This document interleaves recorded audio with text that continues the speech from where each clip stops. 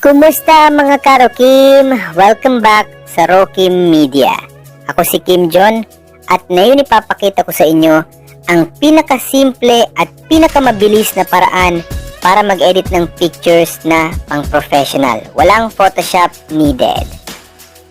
Tingnan nyo kung paano natin babaguhin ang isang simpleng studio photo into something amazing gamit ang AI.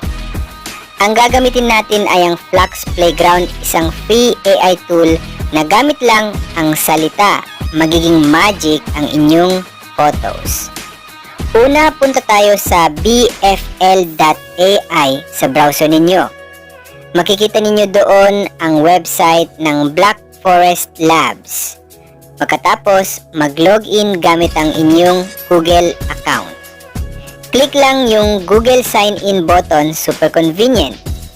Kapag nakalogin na kayo, i-accept lang ang terms and conditions para makapasok sa platform. Ngayon, hanapin natin ang Flux Playground section. Dito mangyayari ang magic. I-upload natin ang original photo, yung naka-black sweater sa studio. Just drag and drop or click upload. Pagkatapos, type lang natin sa prompt box, change to white clothes. At boom! Naging white na ang damit niya. Wala nang complicated tools. Gusto niyo ba siya sa beach? Type lang, change the setting to beach outdoor. At wow!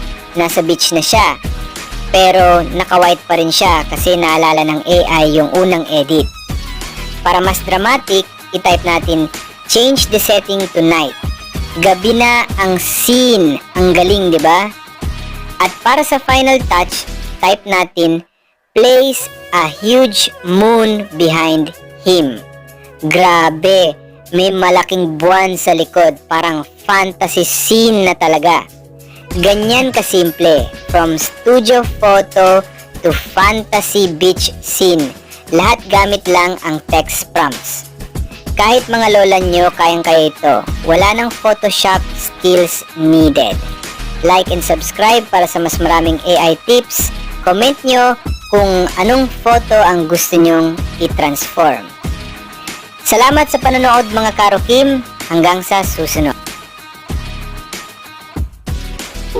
Hello sa mga bagong viewers. Ako si Kim John from Rokim Media.